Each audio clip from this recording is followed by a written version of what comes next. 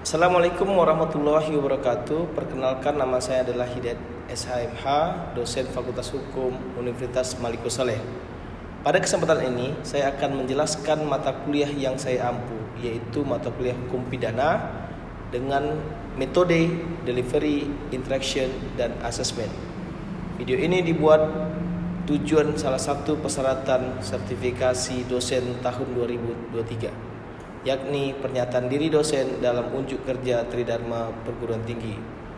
Mata kuliah ini termasuk mata kuliah wajib di semester genap kepada mahasiswa semester 2 dengan bobot 3 SKS. Adapun capaian pembelajaran, pertama, mahasiswa mampu menguasai dan memahami konsep dan materi hukum pidana dan penerapannya. Kedua, mahasiswa mampu menerapkan hukum pidana dalam penyelesaian masalah. Ketiga, mahasiswa mampu menggunakan kaedah ataupun norma pidana dalam penelitian yang relevan dengan hukum pidana. Keempat, mahasiswa mampu mengimplementasikan ketaatan hukum dan disiplin dalam kehidupan bermasyarakat dan bernegara. Kelima, mahasiswa menguasai konsep teoritis dan prinsip hukum untuk menyelesaikan berbagai masalah hukum di masyarakat. Keenam, mahasiswa mampu membuat tulisan hukum berupa legal contract, legal drafting, legal opinion, legal memorandum, legal advice, dan legal rationing serta studi kasus. Adapun materi pembelajaran pada mata kuliah hukum pidana ini, pertama pendahuluan, yang kedua sejarah dan sumber hukum pidana, ketiga asas-asas dalam hukum pidana, keempat delik dan jenis-jenis delik, kelima kesalahan dan kemampuan bertanggung jawab, keenam jenis-jenis pemidanaan, ketujuh percobaan, kedelapan penyertaan, 9 alasan pemaaf dan alasan pembenar, 10 perbarengan dalam hukum pidana, 11 dan pengulangan tindak pidana. Referensi yang digunakan pada mata kuliah ini beragam, di antaranya dengan menggunakan e-book, buku pengantar hukum pidana, buku tentang pengenal hukum pidana, dan buku hukum pidana. Adapun sistem pembelajaran hukum pidana ini dilakukan secara luring tatap muka dalam ruangan kelas selama 16 pekan, yakni 7 pekan pertama sebelum UTS, pekan UTS, dan 7 pekan berikutnya setelah UTS, dan 1 pekan UAS. Untuk metode pengumpulan tugas, saya memanfaatkan Google Form dan Google Drive bertujuan sebagai arsip selama perkuliahan dan juga sebagai berkas untuk pelaporan beban kinerja dosen. Untuk metode pembelajaran, menggunakan metode pembelajaran aktif dengan peran dan keaktifan mahasiswa di kelas. Saya melakukan pertama dengan metode ceramah dengan penguatan materi yang bertujuan untuk memberikan pemahaman kepada mahasiswa secara luas. Selanjutnya, dengan menggunakan metode diskusi kelompok. Dalam hal ini, mahasiswa dibentuk suatu kelompok yang kemudian akan dibagikan case atau kasus yang untuk didiskusikan. Tujuannya untuk mendorong mahasiswa agar berpikir kritis dan percaya diri dalam mengungkapkan pemikirannya dan bertukar pendapat dari teman-temannya oleh kelompok lain. Selain dengan menggunakan metode ceramah, diskusi, dan bagi kelompok, pembelajaran ini saya juga menerapkan strategi based e-learning atau pembelajaran berbasis masalah. Pada pembelajaran berbasis masalah ini, saya mengorientasikan kepada mahasiswa terhadap masalah-masalah yang konkret pada hukum pidana.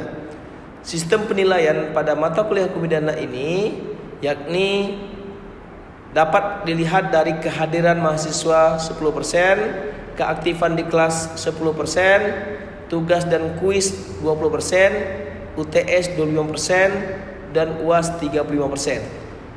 Hasil pembelajaran pada mata kuliah hukum pidana ini saya lakukan secara transparan kepada mahasiswa.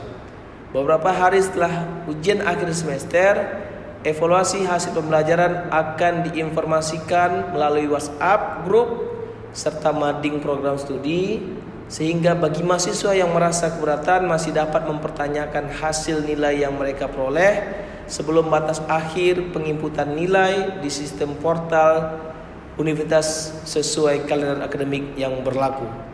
Baiklah, berikut ini saya akan tampilkan video proses pembelajaran hukum pidana dengan materi delik. Mari kita saksikan video pembelajaran ini secara bersama-sama. Assalamualaikum warahmatullahi wabarakatuh. Waalaikumsalam warahmatullahi wabarakatuh. Selamat siang bagi kita semua. Siang. Pertanyaan sekalian? Sehat. Harus sehat, harus semangat. Yang namanya untuk ilmu itu harus semangat dan harus sehat. Baik, untuk memulai perkuliahan kita pada hari ini, yang kita belajar tentang hukum pidana, maka kita memulai perkuliahan dengan berdoa terlebih dahulu. Kita mulai dengan berdoa sesuai dengan kepercayaan agama kita masing-masing.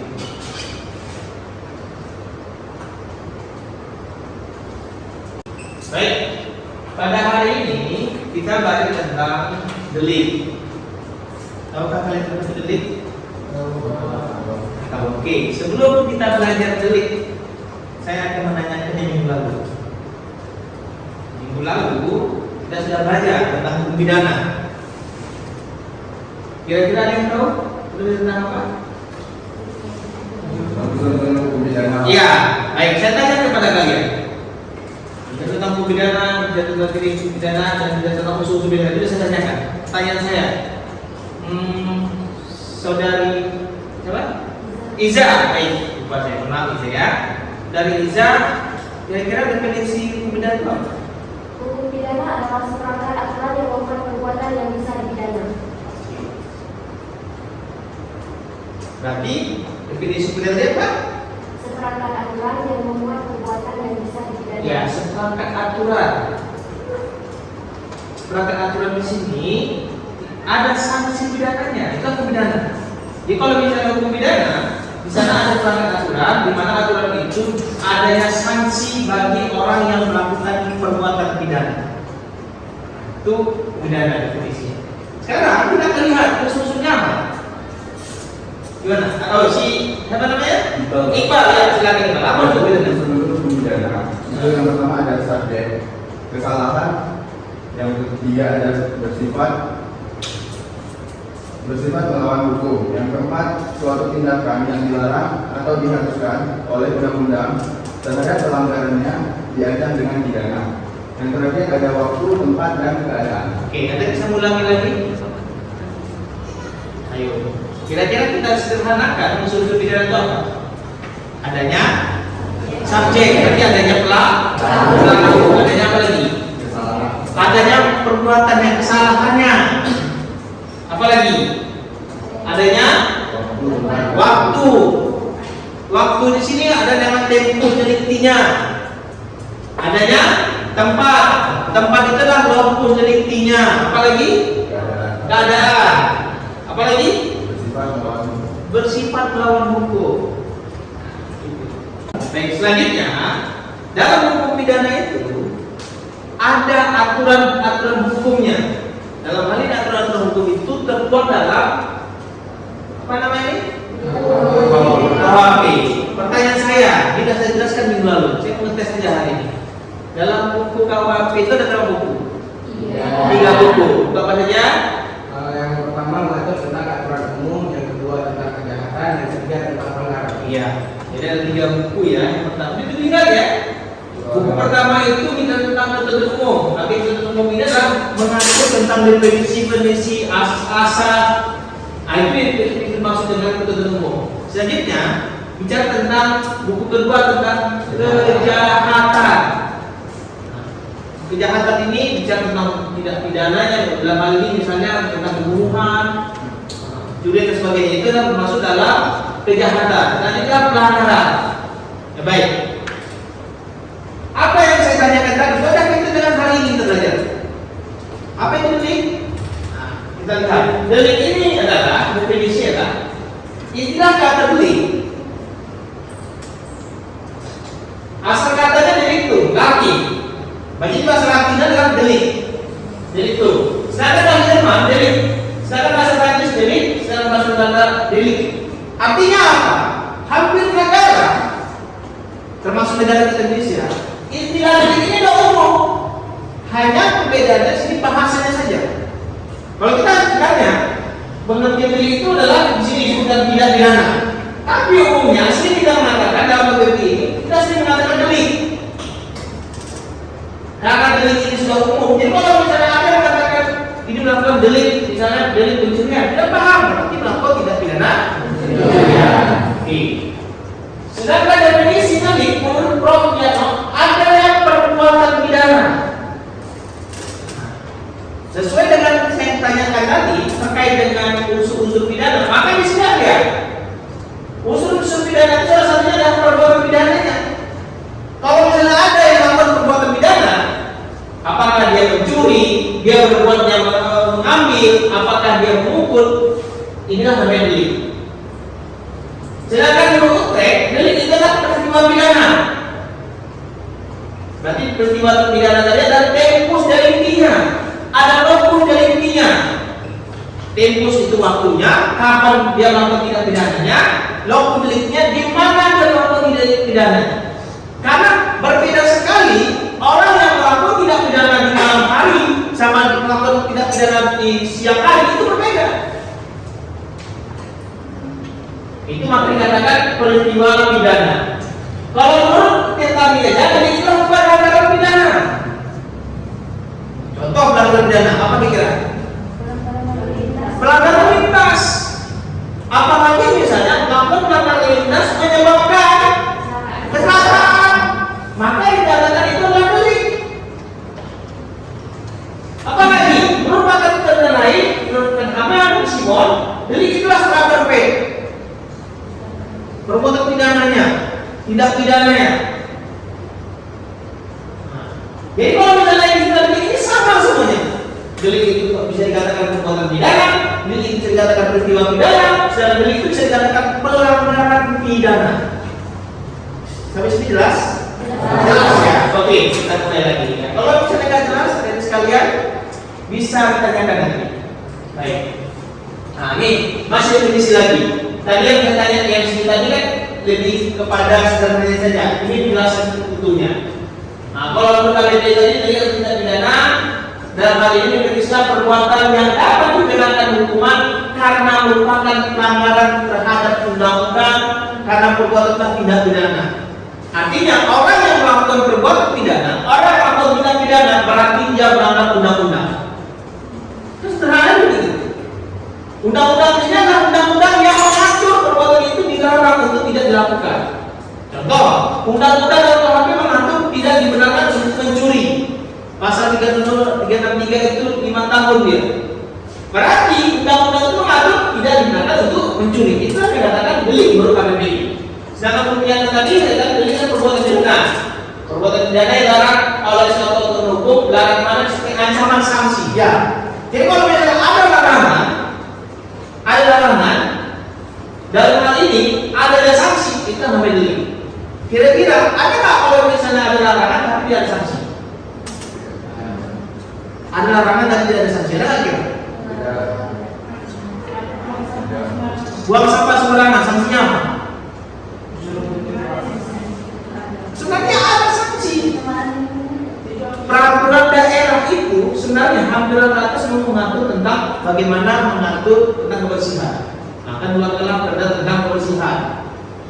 Sanksinya ada, cuma kita nggak tahu saja.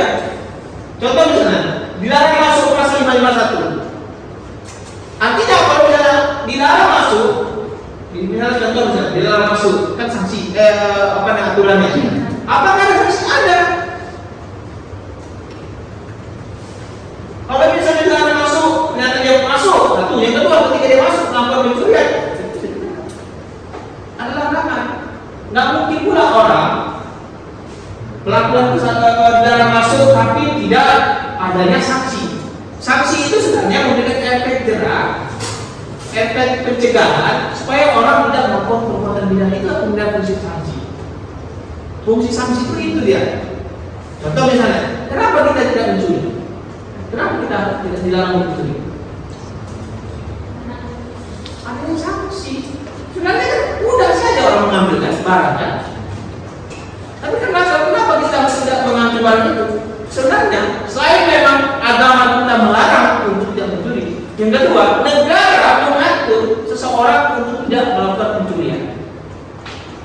mengatur dalam hal ini ada sanksinya sanksi tegas, ada efeknya, pencegahan tadi, preventifnya, ada penindakan di sana. Nah, itu dia. Baik, selanjutnya menurut track. Nah, peristiwa pidana ini saya jelaskan tadi ya, kita lanjut saja. Ini definisi menurut beberapa tokoh ya, yang saya katakan tadi, hampir semua tokoh menjelaskan sama definisi tentang delik, ada tentang peristiwa pidana, perbuatan pidana, ada yang perfect, ada tindak pidana fake. Dia lalai atau tak berhati-hati. Kenapa tadi?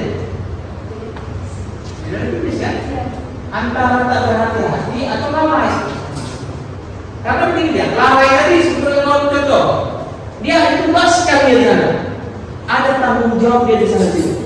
Tapi karena lalai untuk menutup palang pintu kereta api sehingga terjadi tabrakan. 3 kereta api tutup. Itu yang menyebabkan misalnya di India ya kan. Ternyata di sini, ternyata ada kelalaian di sana. Menutup misalnya itu contoh. Ini kan kenapa ada takutnya yang lalai dia? Lalai. Makanya kalau tak berhati-hati terus katanya sebetulnya kamu betul. Sepeda motor dan berhati-hati. Apa lagi kira-kira? Tak berhati-hati yang bukan apa? Oh misalnya dia bekerja. Apa Pak? Di lampu merah. Lampu merah. Bisa juga. Dia itu lalai atau berhati-hati? Lalai atau berhati-hati? Yang apa? Nyebrang lampu merah itu siapa? Berarti berobos ya? Berobos itu terus lalai atau berhati-hati? Atau sengaja? Masuk lagi. Ketika dia menerobos lampu merah sebenarnya Pak, itu kan sengaja dia untuk menerobos kan Pak? Benar nggak Pak? Benar, itu sengaja. Sengaja ini kan masuk pelanggaran. Kan saya katakan tadi, ada kaitan tadi saya katakan tentang hukum pidana tadi, ada sesuatu umum, ada kejahatan dan pelanggaran. Dia bisa jadi melakukan perbuatan pidananya dan ini adalah pelanggaran. Sengaja dia, makanya bisa jadi kesengajaan sebagai kemungkinan. Iya kan? Nah, kalau apa lagi kira-kira tak berhati-hati? Pak, saat parkirkan mobil. Iya, tak berhati-hati. Betul kan? Iya. Ada memarkir mobil, nggak tahu dia di belakangnya ya. Ada orang yang lagi pemegang mobil tadi. Mau apa? Ontil tidur ya kan? Nah, atau misalnya ada kucing, atau misalnya ada bayi, ada kecil, anak kecil ya, ada kecil misalnya, kecil bayinya. Kan nggak sengaja kan namanya tiba-tiba anak situ dia jalan di parkir, dia nggak berhati-hati, tapi karena nggak berhati-hati menyebabkan orang kecelakaan atau menyebabkan misalnya saya mati misalnya, itu kejadian katakan apa dia tak berhati-hati kan? Lalai nggak? Tapi nggak berhati-hati, tapi karena nggak berhati-hati dia melakukan perbuatan pidananya, perbuatan pekerjaannya, sehingga menyebabkan jatuh, menyebabkan apa atau menyebabkan misalnya enggak. Ini dikatakan nggak berhati-hati. Apa saja? Atau menyebabkan kematian. Walaupun agak susah juga di ini. Perlu pembuktian ya. Perlu pembuktian. Baik. Paham maksudnya kan? Baik, kita mulai. Unsur objektif. Ini kita katakan unsur subjektif itu berarti subjektif berarti orangnya, subjeknya. Sedangkan objektifnya berarti perbuatannya. Beda kan? Yang satu orangnya, satu perbuatannya. Perbuatan manusia, ada perbuatan aktif, positif, ada perbuatan pasif atau negatif. Perbuatan ini ada aktif, ada pasif. Coba kasih contoh saya. Ya, silakan. Kalau Siapa namanya? Cantik. Ayat 3. Kalau perbuatan aktif itu seperti membunuh. Sedangkan kalau yang pasif itu dia tidak menolong. Misalnya ada orang yang tenggelam gitu, dia cuma melihat aja nggak nolong Pak. Ya. Paham ya? Ayat 3. Ada lagi di situ Pak? Perbuatan aktif, perbuatan pasif.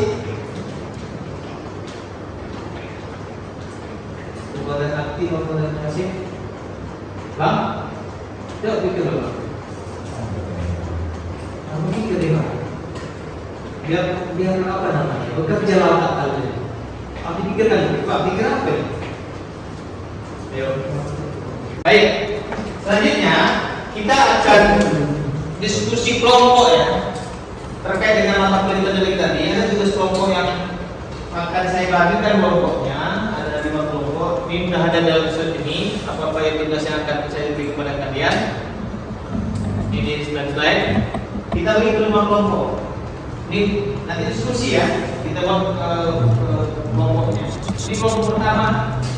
Nama bangsa kita kali ini kelompok pertama, ini kelompok kedua, kelompok ketiga, kelompok keempat, kelompok 5. Buat aja kita coba. Ya. Sebentar kita apa? Sebentar aja. 5 kelompok kita coba. Ya, 5 kelompok. Ini kelompok pertama, kelompok kedua, kelompok ketiga, kelompok 4, kelompok 5. Apa? Berapa orang tadi? Coba ya. Ya, kita Bang.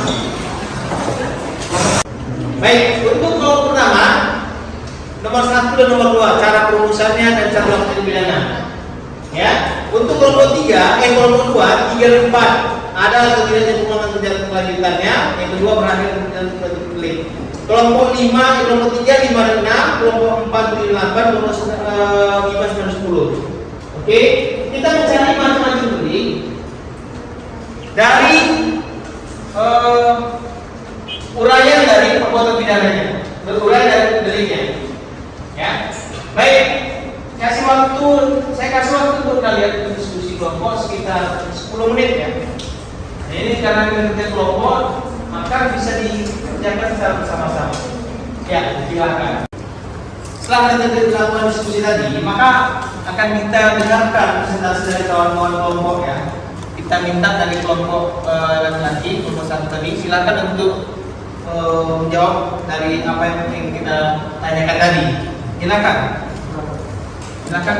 Mana perwakilan? Silakan. Dampingilah kamu. Ya. Ya, berdua lah. Nah, ini. Baik, adapun macam delik menurut cara perumusannya. Yang pertama ada delik formal.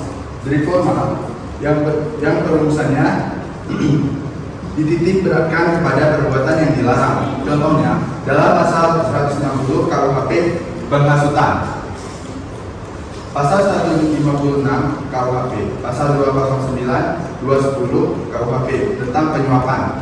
Adapun dalam pasal 242 KUHP tentang sumpah palsu.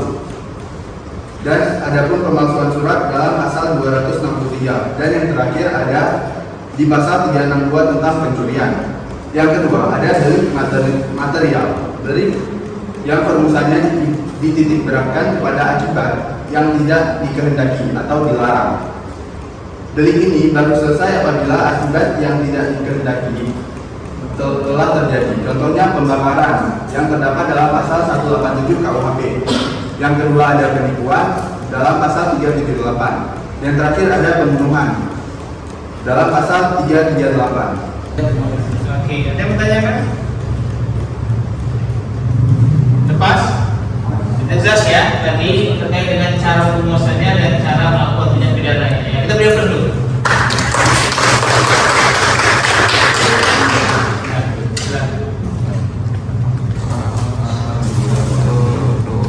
Baik, selanjutnya kita bertanya kelompok selanjutnya. Ya, silakan. Ya, kita pilih dulu. Ya.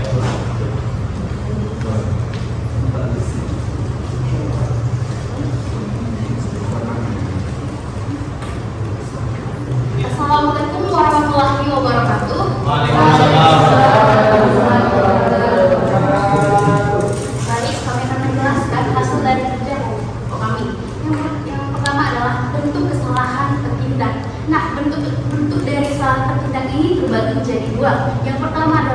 delik kesengajaan atau delik tulus, dan yang kedua adalah delik kealpaan atau delik culpa. Yang pertama adalah delik kesengajaan atau delik tulus, yaitu diperlukan adanya kesengajaan.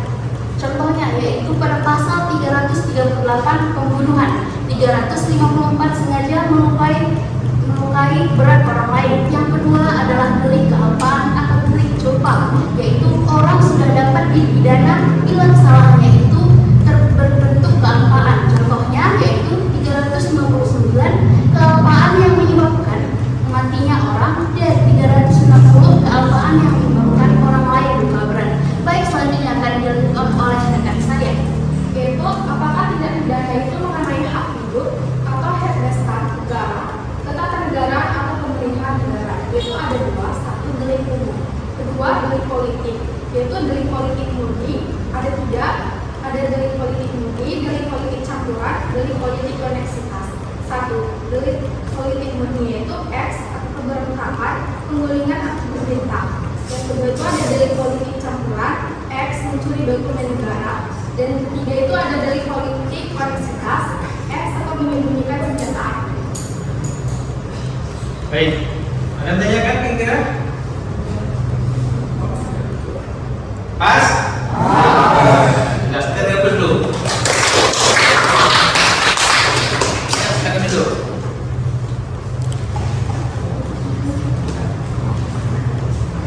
Kita kesimpulan, saya akan tanya kesimpulannya. Habis itu nanti kita saya suruh nanti kalian tentang ini dibaca dulu tentang pembinaan. Nanti artinya saya katakan dulu itu baru nanti kita mencoba seperti itu ya. Baik ya. Baik, kita hampir habis. Namun sebelum kita mengakhiri perkuliahan kita pada hari ini, kita akan menyimpulkan materi tentang delik. Tadi kita sudah jelaskan delik itu apa. Delik itu adalah bahasa Latin, ada delik itu delik yang artinya tindak pidana, perbuatan pidana, peristiwa pidana. Itu delik. Nah, sedangkan tadi unsur-unsur delik itu ada unsur subjektif dan ada unsur objektif. Nah, jadi macam-macam delik tadi sudah banyak, ada sekitar berapa macam delik tadi sudah disampaikan oleh kawan-kawan tadi. Untuk minggu depan kita membahas tentang pemidanaan. Kita bahas tentang pemidanaan. Saya minta kepada saudara sekalian untuk dipelajari, dibaca-baca referensi terkait dengan pemidanaan. Dan untuk minggu depan materi yang hari ini saya sampaikan nanti akan saya tanyakan lagi. Ya, saya tanyakan lagi. Baik, kita akan mengakhiri perkuliahan kita dengan berdoa terlebih dahulu. Alhamdulillah, untuk mengakhiri perkuliahan kita pada siang hari ini, malah kita mengakhiri terlebih dahulu dengan berdoa, masing-masing berdoa sesuai dengan agama budaya masing-masing.